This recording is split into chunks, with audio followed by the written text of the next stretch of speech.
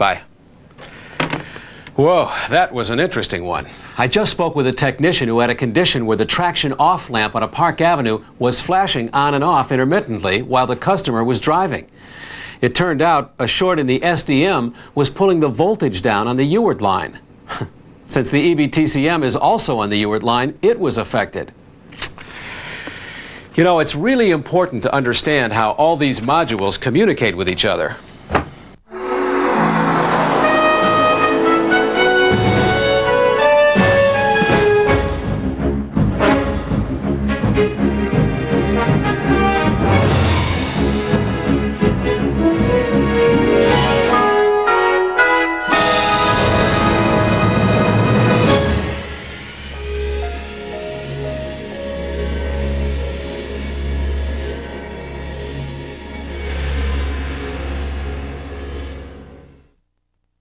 I can't tell you how many times this Tech 1 has helped me diagnose problems, but I always start off diagnosing vehicles the same way. The know-how reference manual contains some information on strategy-based diagnostics. This is a uniform approach to repairing all electrical systems. The strategy-based diagnostics chart provides a place to start and the steps to follow when diagnosing electrical systems. In addition to an organized diagnostic approach, it's also very helpful to have a good understanding of how different modules communicate with each other when diagnosing electrical problems. If that technician I talked to earlier had known how the SDM communicates with the EBTCM, he wouldn't have had to call me. We've included some diagrams in the reference manual that should help you figure out what modules communicate with each other and how this information gets to the DLC. Each module contains a reference to Section 8A in the shop manual. This reference can help you quickly refer to a more detailed schematic. The information that we'll be covering on the Tech 1 today can help you prepare for the Tech 1 test-out offered by STG. Participants that receive a passing grade on the STG test-out will earn Training Center credit. Oh, and speaking of that, there's a special segment at the end of this tape regarding service training standards, so stay tuned. Now let's start off by updating our Tech 1 mass storage cartridge with the latest TechLine CD-ROM release. Before transferring data from the terminal to the mass storage cartridge, we need to connect the Tech 1 to the terminal. Now, if you're using a Tech 1, you'll need the RS-232 cartridge to connect to the terminal. If you're using a Tech 1A, the RS-232 jack is built into the side and does not require the use of a separate cartridge. Whether you're using the Tech 1 or the Tech 1A, you'll need to connect to an external power supply.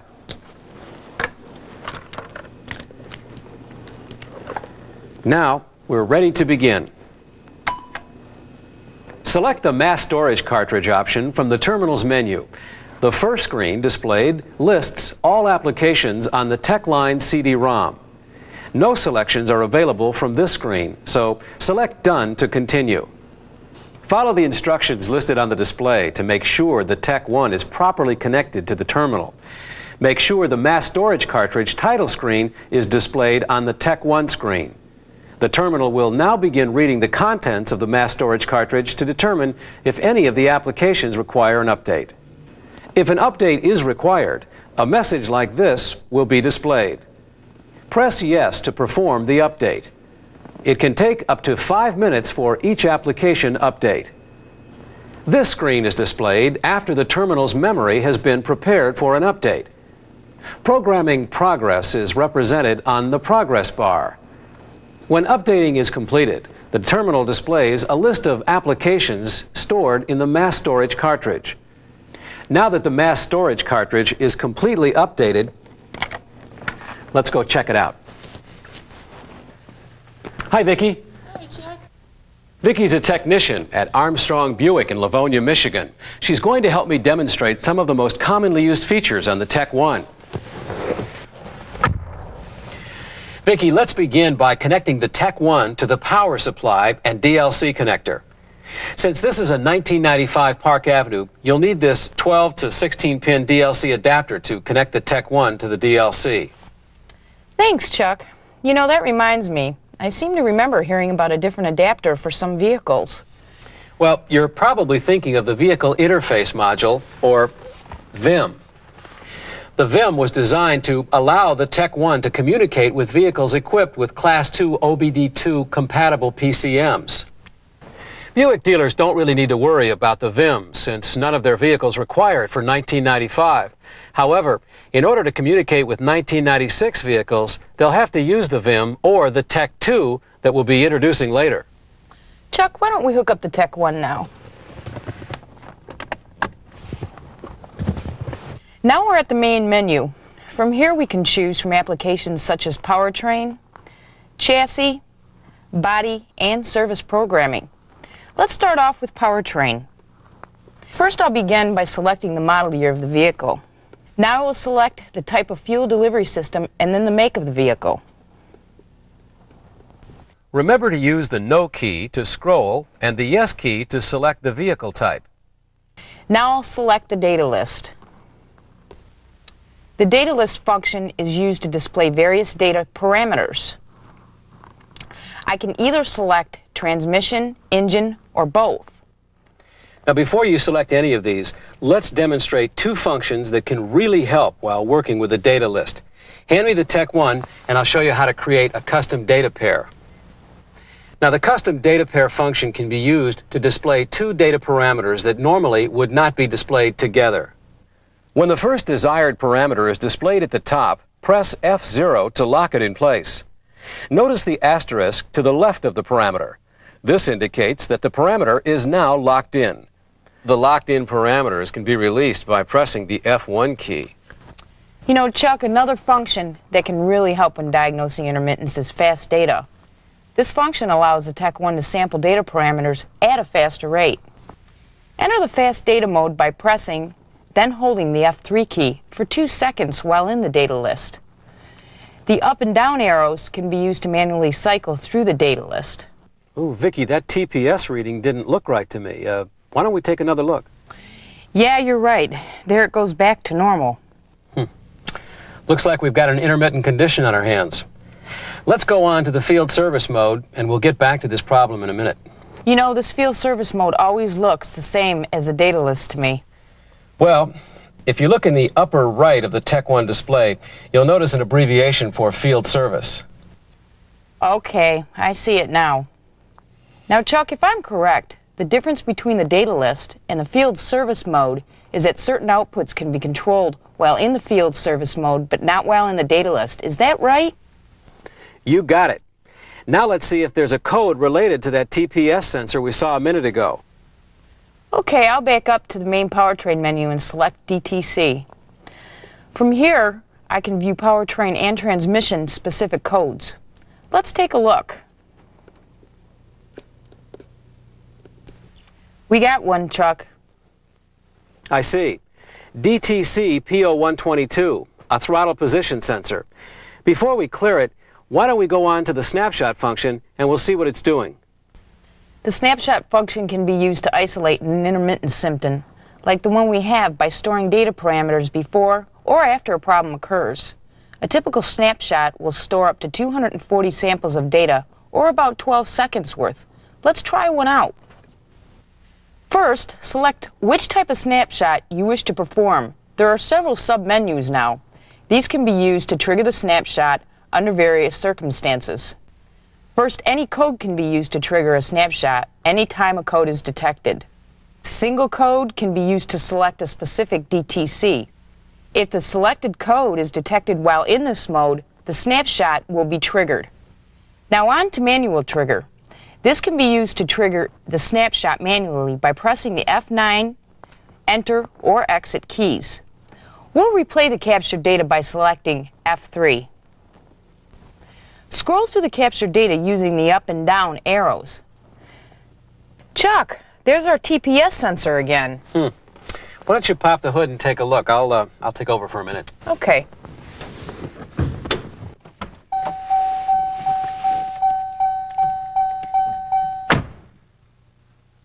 It's important to remember that all data captured during a snapshot will be retained in memory unless it's overwritten by a new snapshot.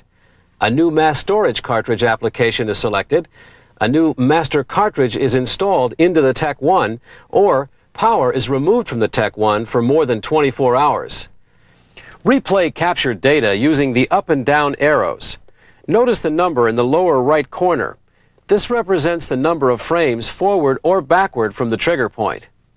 When in the snapshot mode, it's also possible to define the triggering point of the snapshot. You can specify that data be captured at the beginning, center, or end of the trigger point. Well, that's it for snapshot. Let's go back to the main powertrain menu and cover some miscellaneous tests.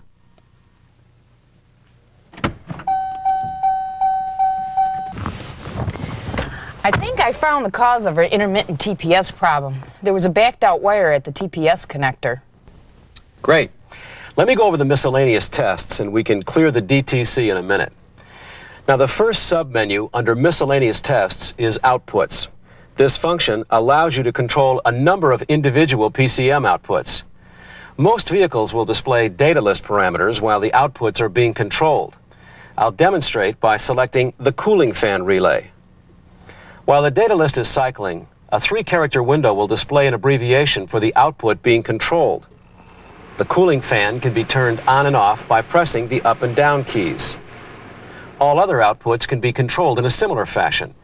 There are several other available options under miscellaneous tests. Let's take a look at some other options. Next on the list is Clear DTC. Let's see if we can clear that TPS code we had earlier. As we enter, it'll begin by displaying any current codes. There it is. Now I'll press yes to clear the code. Well, it looks like it's gone now. If all the DTCs didn't clear, turn the ignition off for 30 seconds and then back on before repeating. I'll demonstrate a few more miscellaneous tests. The transmission tests can be used to control various outputs on the transmission. The outputs can be cycled by pressing the up and down arrows. The display indicates the status of the outputs as they're being cycled on and off. Chuck, what if you leave an output on or off longer than it should be? Good question. In most cases, the Tech 1 will automatically return control of the output back to the PCM after testing to avoid damage to the output or the engine. Remember, you may not be able to control some of the outputs while driving. Vicki, why don't you take us through the chassis application? Chuck, there are 2 main groups under the chassis application, ABS and steering if the vehicle is equipped with variable effort or two-flow steering. The first few items here, data list, DTC, and snapshot, display chassis-specific information and operate pretty much the same as they do under powertrain application. The miscellaneous tests offer a few ABS tests depending on the type of ABS on the vehicle. This auto bleed test performs a sequence of solenoid valve and pump motor actuations. The test takes about 60 seconds and should be performed before manually bleeding the brake system to release any air that may be trapped in the PMV. Let's go on to the body application. From here we can select a number of body-related functions. Selecting HVAC allows you to control outputs or override sensors and the rear defogger for testing. The remote accessory control or rack function can be used to test outputs such as interior and exterior lamps or to program rack. Well, Vicki, I think I can take it from here. Thanks for all the help. And thank you, Chuck. Appreciate it. Bye-bye.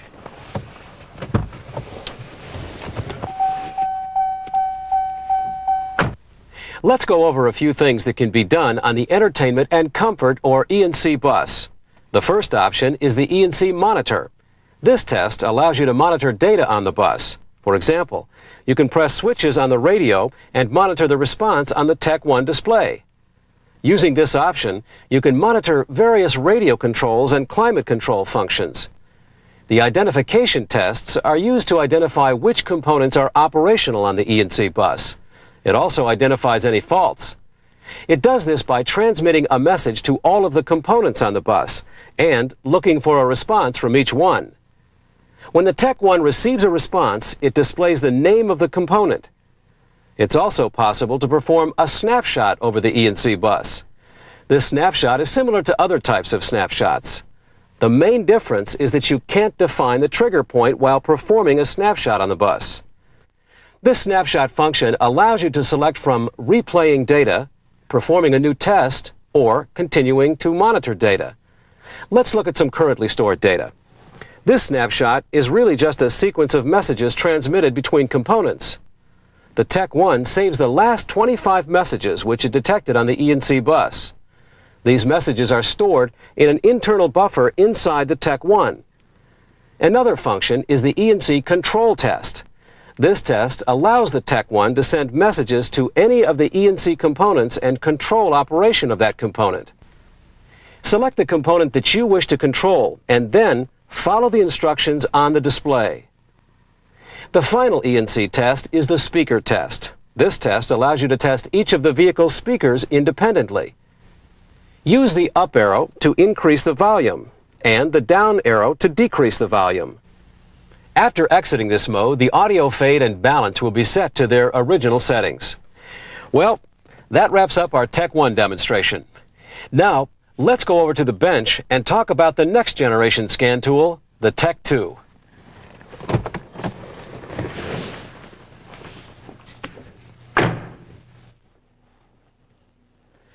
The Tech 2 won't be available until 1996, but I want to take this opportunity to talk about some of the improvements that are coming. The first thing you'll notice is the enlarged display. This monochrome liquid crystal display is capable of displaying 16 rows and 40 columns. This allows for up to 12 data parameters to be displayed at one time. Also notice the 27 keys, including these 4 programmable ones. The keypad material is formed for improved wear characteristics and resistance to shop chemicals. In addition, the Tech 2 contains a 32-bit processor operating at 16 megahertz. It also contains 10 megabytes of random access memory for application storage. Those of you familiar with personal computers will probably realize that these are pretty impressive specs. As a matter of fact, this processor is more powerful than those in a lot of home computers. Other enhancements include better data sampling rates, selectable replay speeds, graphing capabilities, and 2 snapshot buffers. In addition, there is potential for several add-on features to the Tech 2. They could include a high-impedance DVOM, a scope, a vibration analyzer, and a hard drive. This will allow the Tech 2 to display connector and wiring diagrams. Look for the Tech 2 in the future, but in the meantime, the Tech 1 is still a valuable diagnostic tool. Now that we've gone over some of the Tech 1 functions as well as some exciting things to come, review the reference manual for a complete list of Tech 1 capabilities. And remember, this month's technician quiz will prepare you for the Tech 1 test out offered by STG. Participants that receive a passing grade on the test out will earn Training Center credit. Now, stay tuned for a brief update on those training standards.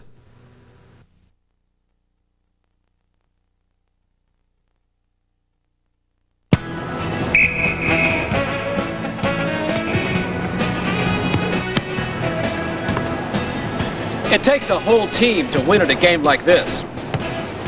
If it weren't for key players at offense, defense,